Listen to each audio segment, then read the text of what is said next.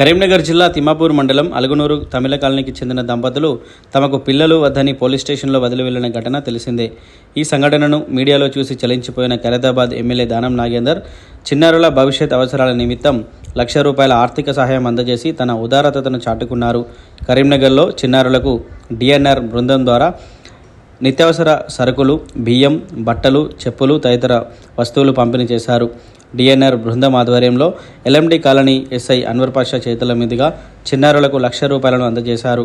భవిష్యత్ అవసరాల నిమిత్తం ఆ సొమ్మును చిన్నారుల పేరు మీద బ్యాంకులో ఫిక్స్డ్ డిపాజిట్ చేసి బాండును అందజేస్తామని తెలిపారు.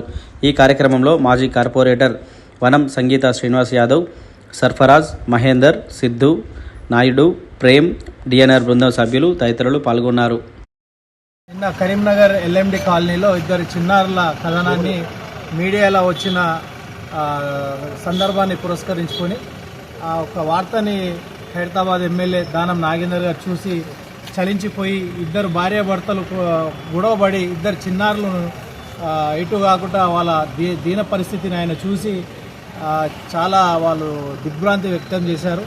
దాన్ని ఆర్థిక పరిస్థితి కూడా పిల్లలది బాగాలేదని కనుక్కొని అక్కడ మీడియా వారితో కనుక్కొని స్థానిక సమాజగూడ కార్పొరేటర్ వనం సంగీత యాదవ్ గారు మరియు దానం నాగేందర్ గారి మిత్రులైనటువంటి అందరినీ పంపించి వారికి కావాల్సిన సరుకులు, బట్టలు, వాళ్ళకు కావాల్సిన చెప్పులు అవన్నీ కొని పంపించారు.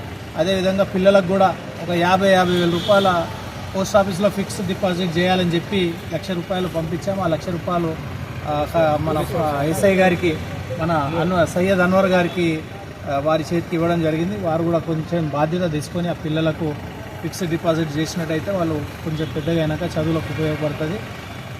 మన ఎమ్మెల్యే గారు దానం గారు చెప్పేది ఒకటే, ఇలా భార్యాభర్తలు కొట్లాడుకొని పిల్లల జీవితాలు ఆగం కాకుండా వాళ్ళ భవిష్యత్తు పాడవకుండా క్షణిక ఆవేశంతో మీరు కొట్లాడుకొని పిల్లల్ని రోడ్డు పాడు చేయడం కరెక్ట్ కాదు.